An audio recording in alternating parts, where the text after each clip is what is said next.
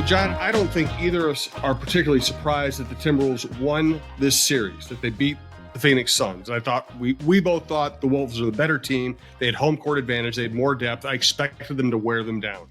A sweep is not only unexpected, it is highly impressive. Yeah, you're right, Jim. I think that's the way to frame it is I think, we had the live show with Tim Connolly right before the playoffs started at Head Flyer, and I said Wolves in 7. I felt good about that, but I certainly had some trepidation just given what we saw in the regular season.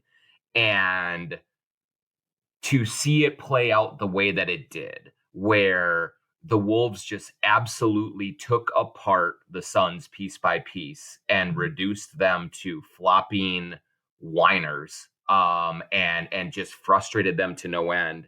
It was unexpected and really just kind of makes you start to think, well, how far can this team really go? Because I thought that was, even though the Suns clearly have some of their own issues that they're working through, they're still a remarkably talented group that was playing very well at the end of the season. And the Wolves absolutely chewed them up and spit them out. It was remarkable. I don't know that any team in the playoffs so far, maybe Oklahoma City, has looked as sharp as the Wolves have. And to complete it the way that they did, on Sunday night, with Ant doing what he did, with Cat doing what he did, just about the best case scenario you could hope for if you're a Wolves follower. Yeah, I think when people asked me, like in Outstate Radio, my pick, I said Wolves in 6. Then I watched game 1, and I thought, well, that doesn't make sense anymore. I think if they're to win, they're probably going to win at home in game 5. But the sweep, still, you just don't pick a sweep over those stars, even with that team's flaws. I also thought it was a triumph of coaching. I mean, Frank Vogel has won a championship before, and I thought, Finch had more pieces to play with. But I also thought the way they defended the Suns, the way they wore them down. I mean, some of the defensive sequences in this series at the beginning of game 2, third quarter last night, they just took a very good offensive team and made them look like they couldn't complete a pass. Yeah, I think it was a remarkable coaching job by Chris Finch and his whole staff. I mean, name them all: Pablo Prigioni, Elson Turner, Kevin Hansen, Mike Nori, Jeff Newton, Joe Boylan, Chris Hines, all of the guys that are involved in this. And it's a large staff, but they did a fantastic job game planning and really kind of just making, it wasn't necessarily, wholesale changes to what happened in the regular season. Even though the Suns had handled them the way that they did, there certainly were some schematic changes defensively, some matchup changes that played into it. But I just thought that, what you heard players talk all throughout the series, how important that week leading into the series was for them in terms of preparation, film study, practicing, all of that stuff. The Wolves coaching staff got these players ready, much more ready to play this series than the Suns and their coaches got them. I mean, there were plenty of times throughout the series you're just wondering, what are the Suns thinking here? Why are they doing things this way? Well, part of it was because the Wolves forced them to do it that way. And, Chris Finch finished third coach of the year voting that was announced on Sunday, but he could have easily won coach of the year for the job that he did. And this staff had these guys ready to go and ready to really attack all of the Suns' weaknesses, and also ready to cover up their own weaknesses. It was just super impressive the way that they did it. And you could just see every single game. It was, all right, just once the team gets into it, once they figure out exactly how the Suns are attacking them, they're going to adjust, and then they're going to shut it off. And they did that every single game, all 4 games. In the third quarter, the game was over. And that's a testament to obviously the players' focus and determination, but also to what the coaches were seeing and how they were able to implement game plans and adjust on the fly when something wasn't working. I haven't even introduced the show. It's Monday morning. We just both stayed up late to watch the Wolves last night. I guess I should introduce the show. I wanted to dive right into what happened in that series. And by the way, we are recording on Monday, so we are not previewing the next series yet. because we haven't seen what happens with the Nuggets and the Lakers. We will get to that eventually, of course. This is the Jon Krawczynski Show. This is part of TalkNorth.com. Best way to listen to this show or any show you like at the network, please subscribe to your favorite podcast app. It's free. It's the easiest way to listen. We're coming to you from the Aquarius Home Services Studio. We want to thank Defined Destinations, TSR Injury Law, 612 TSR Time, Naz Reid, Head Flyer Brewing, Shepherd Goods and Lamb Chops clothing line, and once again, thanks to Head Flyer for having Tim Connolly out. He gave some great insights. It was a great way to preview this first playoff series. And thanks to everyone who listens. Thanks to our producer, Brandon Morton. Do you think that kind of dominance would translate to other teams in the playoffs, or were the Suns particularly vulnerable because they lack size and depth? Isn't it funny though, Jim, that we started this series thinking, tough matchup, terrible matchup. Yep. Like this is the exact kind of team that should be able to exploit the Wolves, going small, lots of shooting, all spread around.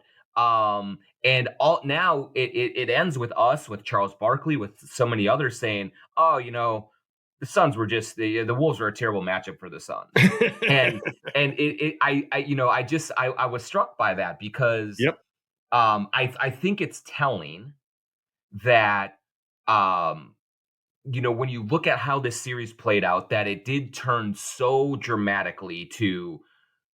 I think it went so well for the Wolves that you almost look for ways to explain it away. Like it must be a matchup thing. Mm-hmm. Now, I do think, let's say they play Denver in the next round. Denver is going to be a much harder challenge for the Wolves. No question about it. Just given their pedigree, given that they have the best player in the world, given that their starting five is so balanced, it's not just a three-headed monster like the Suns, given that they move the ball and pass the ball much better than Phoenix does. Like that's a difficult matchup, much more difficult than Phoenix is. But I do think with the way that the Wolves looked in this series, I think it looked so lopsided because they played so well. And we can look at it and say, I still think that they have a lot of improvement to do. Naz Reid didn't have a good series. Mike Conley was up and down. In the last game, Nickeil couldn't really hit a shot. Cat was in foul trouble most of the series.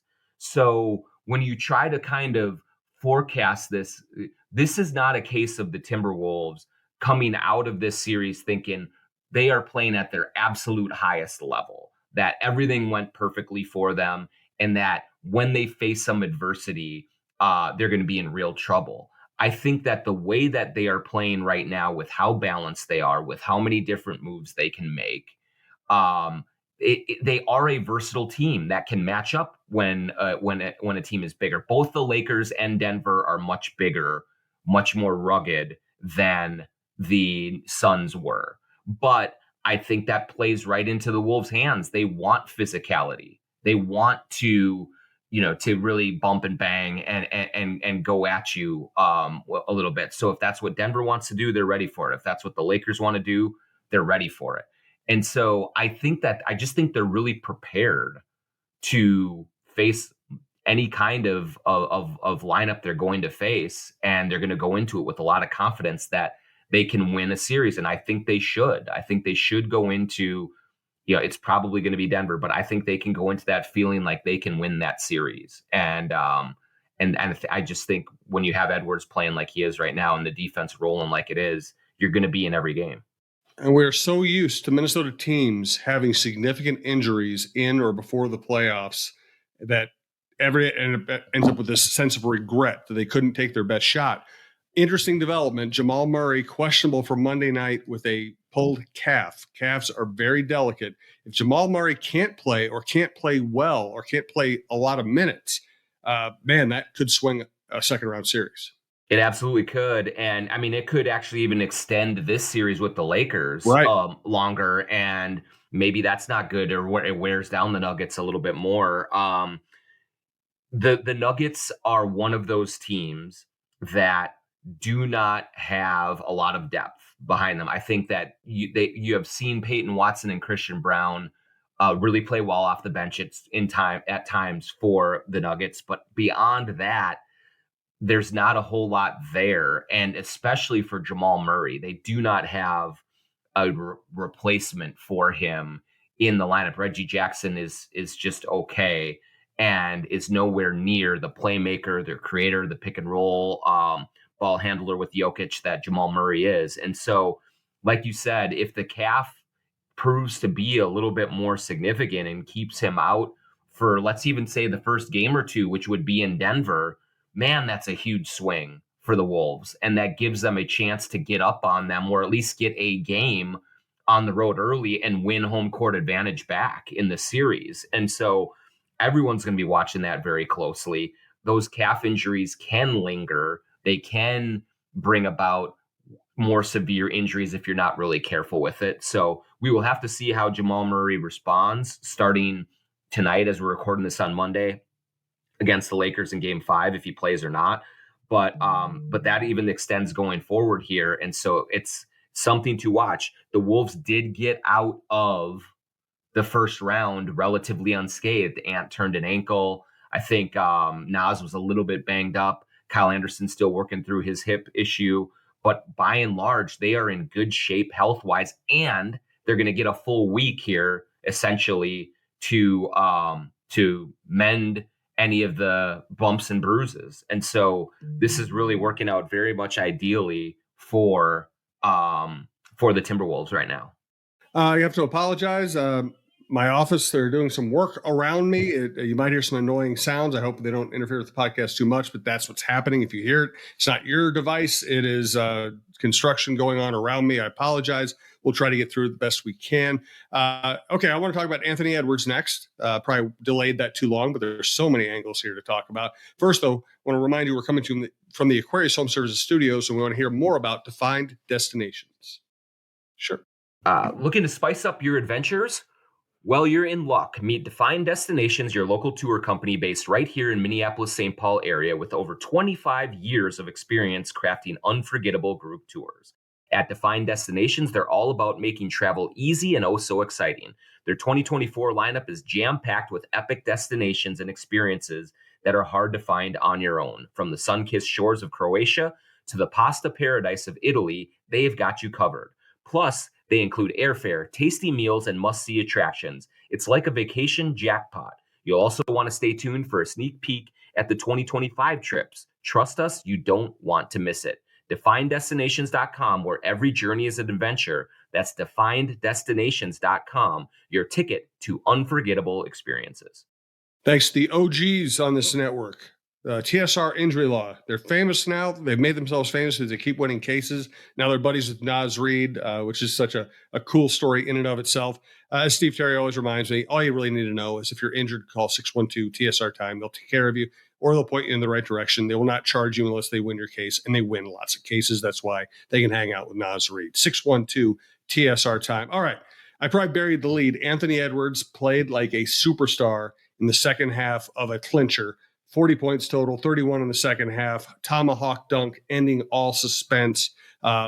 Plus played a great floor game, rebounded, passed, spectacular block, shared the ball in the early going, which is, I'm not going to go too far with any comparisons, but we really got used to watching Michael Jordan play like that.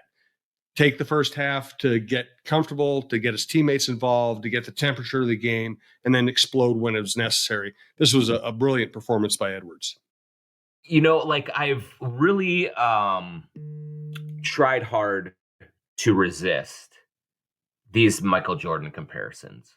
Like it's you put any player, you put LeBron, you put anybody up against that, and it's an impossible mountain to climb. But the more of these performances that come, maybe we're not talking Jordan global impact, that kind of thing, but in terms of style of play, in terms of wanting to rip your heart out and serve it to you on a silver platter, in terms of galvanizing and injecting belief into an entire team, man, it's just starting to be hard to ignore. what we saw in the second half of that game was just jaw-dropping, even by Ant's standards, which are getting higher and higher with every game. You're right, Jim, and I think you hit it perfectly in terms of the first half. It demanded of Anthony Edwards that he move the ball, that he look for open teammates. And let's face it, if the Timberwolves had shot even a decent percentage in the first half, Ant would have had 12 assists in this game, not 6. And they would have been leading by 10 at halftime and not down by 5. He played so well from a floor game. He saw the floor unbelievably well. He made the right read and the right pass all of the time. And you just saw that, you knew that eventually with him playing like that, things were going to crack either for his teammates or himself. And it was both in the second half. It was guys starting to hit shots, particularly Karl Anthony Towns, who we have to get to at some point in this game, just being unbelievable. It was also then, as the Suns had more and more trouble with his passing, they had to shade off of him a little bit more, and that opened the door for him to get to the basket. He hit that deep three. He knocked down open shots. He knocked down shots where he was contested. The turnaround jumper that he hit was absolutely Jordan, Kobe, whoever you want to link that to. It was just incredible. And, oh, by the way, he's blocking Devin Booker at the rim. He's locking down Bradley Beal. He's doing everything defensively that you could ask. This is the guy that franchises wait for. This is the guy that GMs just pray falls into their lap because it changes the course of their careers. This is what ownership hopes to get, because literally you can build stadiums with Anthony Edwards. Like, that's what's going to happen here. They're going to build an arena, and it's going to be because Anthony Edwards delivered it. Like, that's the plane that he is ascending to here. And there is nothing that is out of the realm of possibility with him now. He is 22 years old. He has never played a bad playoff game in his career. Like, he has all of it. And you see how his teammates believe in him, and you see how the opponents are absolutely in despair when they know that they can't do anything to stop him. And so for Timberwolves fans who have watched all manner of under-talented teams over the last 20 years, to see one that is more talented than almost any team that they take the floor with 1 through 7 or 8, and now can say that in almost every series they can make a claim to having the best player on the floor. It's a wholly unfamiliar position, but it's one that they are in right now. That's the reality of this situation. A little more business, and we'll get right back to it. Still a lot of topics I want to get to today, including Tim Connolly. We do want to thank Shepherd Goods and Lamb Chops clothing line. Promo code. Well, John, I'll let you tell us about it. Shepherd Goods, sglambchops.com. Go there for super high quality, super comfortable, super stylish clothes. I love their hoodies. I love their shorts. They're the best shorts that I own. And you can go there for affordable clothes, and you're still going to look good. You're also, in supporting sglambchops.com, Shepherd Goods, Lamb Chops clothing, you're supporting local guys who work really hard to support the community that they're involved in. You see Craig and Jordan courtside at Wolves games. They have collaborations with the Timberwolves. They are reaching out they do pop-up stores all over the Twin Cities, especially in downtown Minneapolis. They really are embedded in this community, and they have been for a while. If you use the promo code JONK20, JONK20, you get 20% off anything that you want at Shepherd's Goods and Lamb Chops clothing. sglambchops.com. Hang around for the rest of this program, and at the end, we will answer a Twitter question. If your question gets chosen, you will get a free pair of Lamb Chops shorts. So once again, sglambchops.com. That's Shepherd Goods and Lamb Chops clothing, and the promo code JohnK20 for 20% off. And another thank you to Head Flyer Brewing. We've had great shows there. We've had Michael Grady out. We've had Dan Moore. This year we've had Chris Finch and Tim Connolly. Can't do much better than that. Thanks to John for setting those up. Thanks also to Head Flyer for hosting. What's going on at Head Flyer now? I mean, everything's going on at Head Flyer right now in the playoffs. I mean, if you see, Steve Terry actually had a little gathering with TSR at Head Flyer for Game 3, and the place was packed. It was really full last night as well. They are doing drink specials. They have a bunch of TVs in the tap room, so even if it's a rainy night, you can just pile into the very spacious, very open tap room. Watch TVs above the bar. There's a huge projection screen on one of the walls. They have merchandise specials and drink specials every night of Wolves games. They also, importantly, stay open late on the Western for these Western Conference games that are going to be starting later and later. So if you want to gather with your friends, get some coworkers, bring your dog, bring your family, hang out, watch games, Timberwolves games at Head Flyer. It's become an absolute destination, and it's super fun to be there with all sorts of Wolves community coming out of the woodwork, enjoying this time in the sun. Plus, the most important thing, Jim, is they have unbelievable beer, any kind of beer you could want. They have some THC seltzers. They have all sorts of different drinks that you could ask for at Head Flyer Brewing in Northeast Minneapolis. So Chris Finch gets wiped out, serious knee injury. Mike Inori steps up, finishes the game for him. How do you think they managed his injury and his role on the sideline going forward? Yeah, it's going to be a big question, Jim, because it's a ruptured patella tendon, and that is not like some small thing. That is going to require surgery.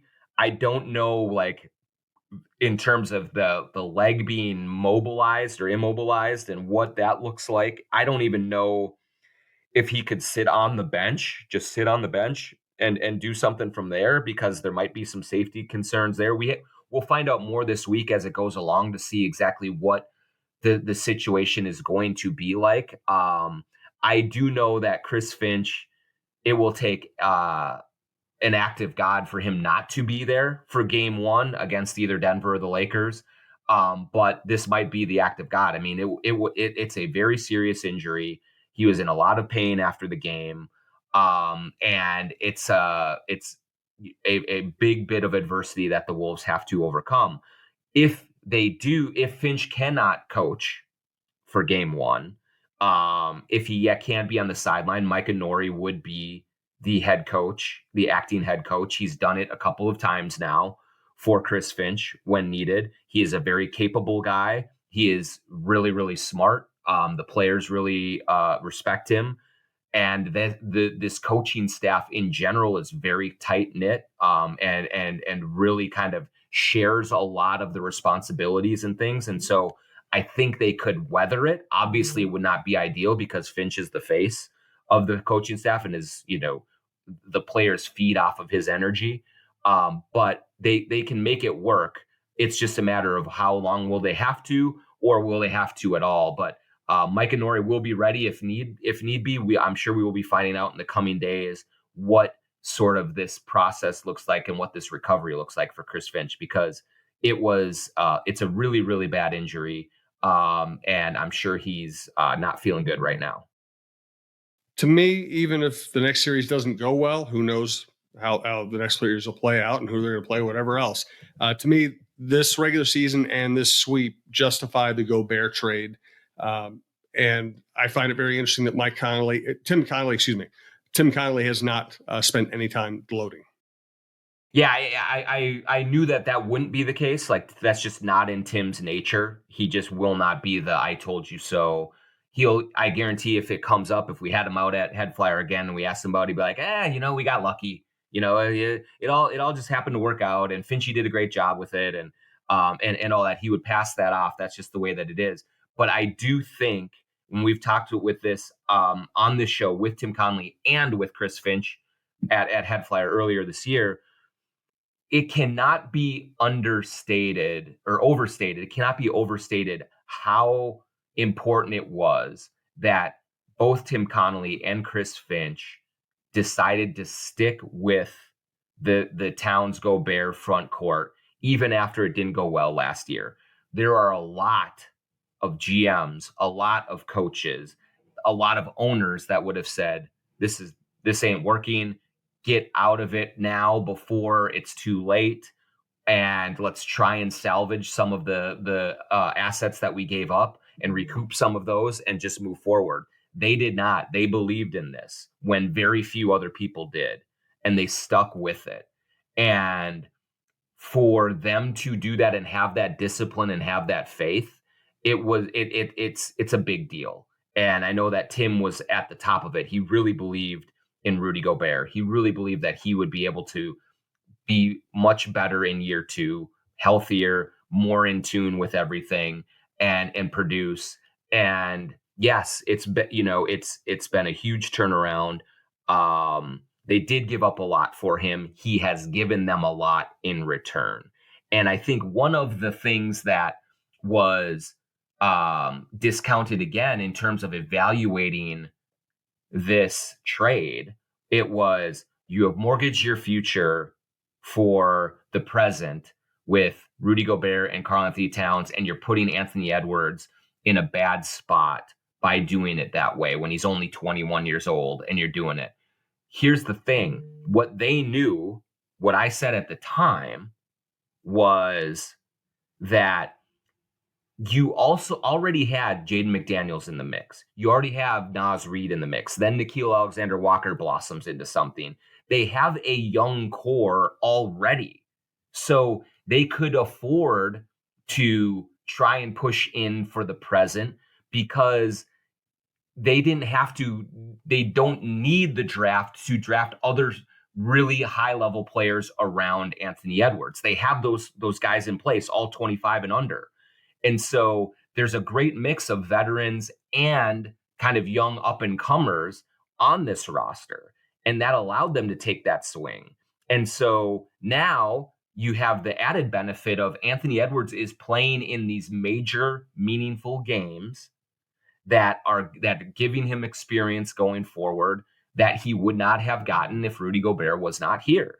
And so if Rudy Gobert wasn't here and they were hanging on, they were trying to be in the play-in, they were keep losing in the first round every year, then you're going to hear, well, the Wolves can't build around Anthony Edwards. He's got to go somewhere else. Now they've shown, no, we can build a winning team around you. And you're going to get that experience. You're going to get that taste of meaningful games. And so just from all aspects of the trade, it is working out well.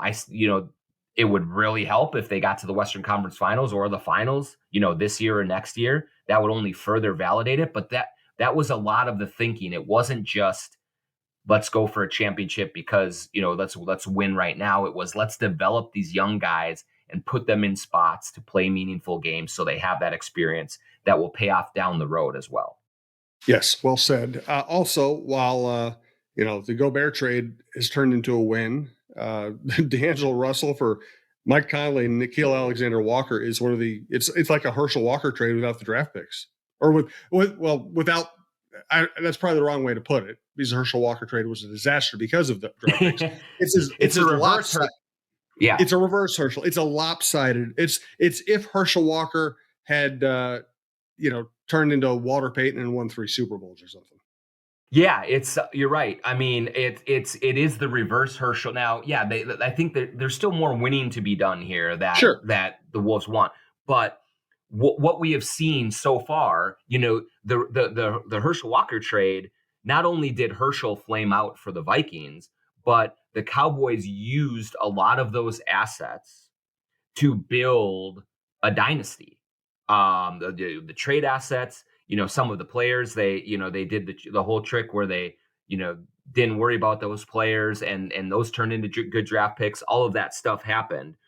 And it's harder to see right now a path where Utah just uses all of these picks that they got from the Wolves and builds the next dynasty out of it. If the picks are toward the bottom of the first round, maybe they hit on them, and Danny Ainge is a very good evaluator of talent, and maybe they hit on them and it does well. Walker Kessler is a good player. He is not better than Rudy Gobert, as a lot of people thought last year.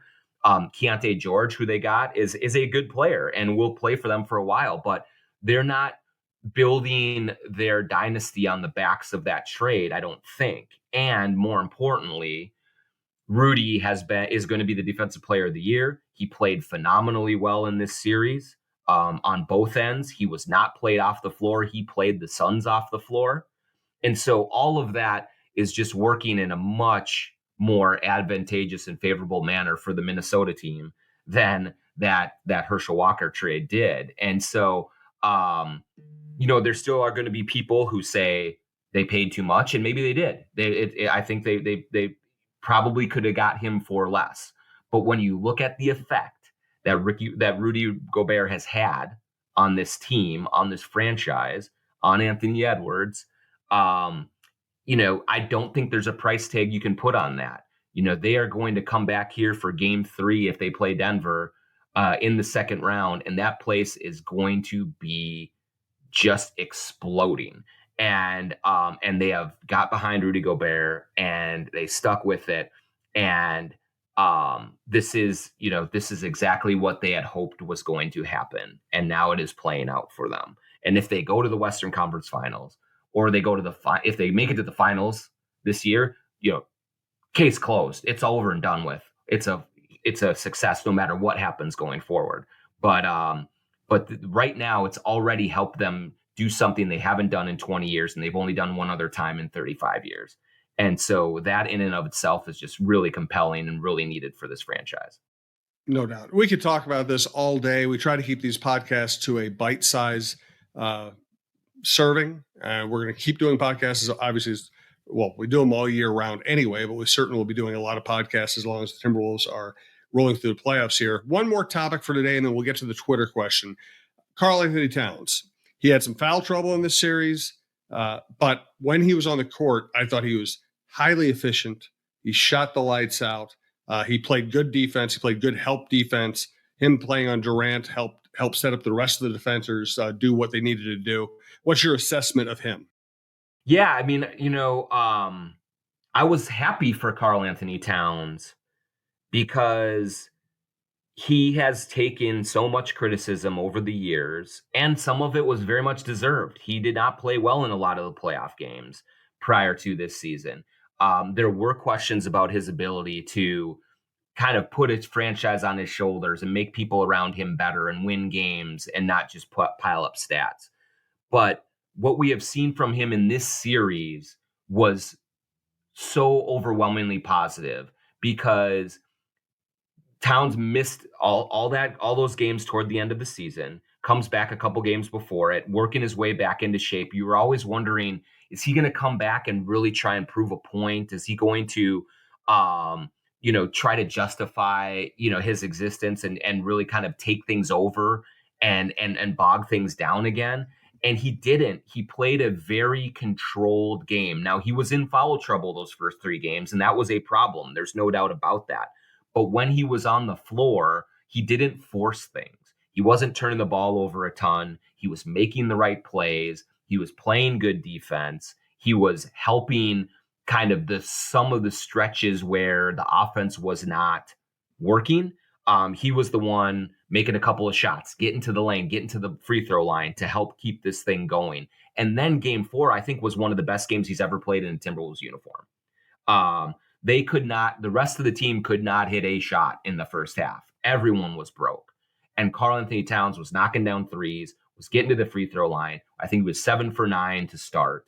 He was immeasurably important offensively for what this team had to get done to stay in the game so they could be in a position for Ant to take over in the third quarter and bring it home. He hit big shots. He hit huge threes. He was scoring with really quick decisiveness in the post, which is something we hadn't seen from him before. He was making good passes. Everything was under control and mature. And Karl-Anthony Towns has said before about how all he wants to do is win. All he wants to do is win. That's all he cares about. Sometimes it was harder to believe that in the past with just the way that he played and the approach that it was taking. In this series, and really for most of this season, he's been total genuine in those remarks. Like, everything he's doing is for the team. And finally, in game 4, all of those team first actions actually played into a big role for him offensively. So he had a huge night. But I more than the scoring, he was hustling for offensive rebounds. He was chasing down loose balls. He was doing everything you could possibly ask of him. And I really was happy for him, because I think that he has been put in the crosshairs, sometimes very much unfairly. And for him to come through in a big moment like that and seal the victory to get this team to the next round, it was a big moment for him, and he deserves to feel good about what he did in this series, and especially in that game. No doubt. All right, let's get to our Twitter question. Yeah, so once again, thanks to Shepherd Goods, Lamb Chops clothing line, JONK20, for 20% off at sglambchops.com. And I'm just looking through, got a ton of Twitter questions. Everyone is very excited about what's going on here. And here, let's see, let's go with B.2 Live.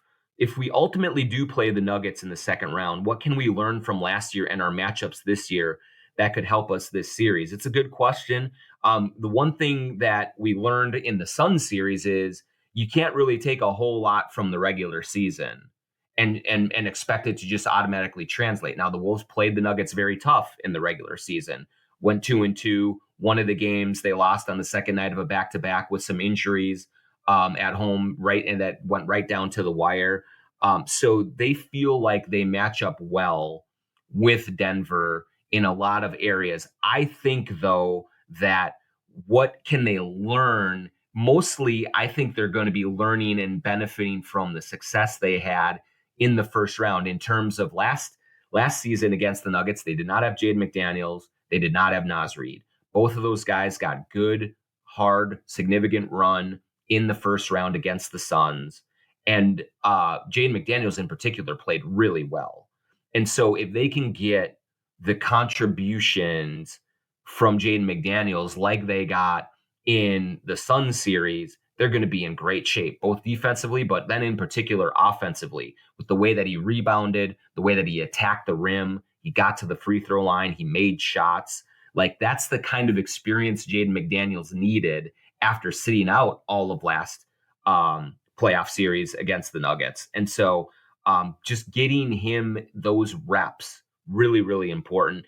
And then I just think they're going to be bringing Anthony Edwards into this, riding a wave of confidence that is going to make him hard to stop. He is the one matchup that I think the Nuggets have a lot of problems with.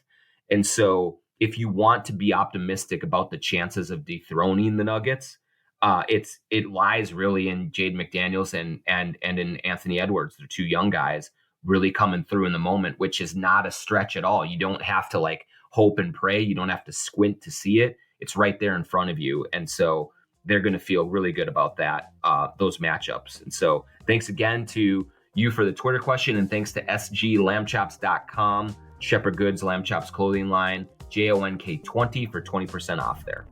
Thanks to everyone who listens. Thanks to all of our sponsors. You can also hear John on the Viking Update Show. Again, if you like a show at talknorth.com, sports, outdoor, or other, please subscribe. We do appreciate it.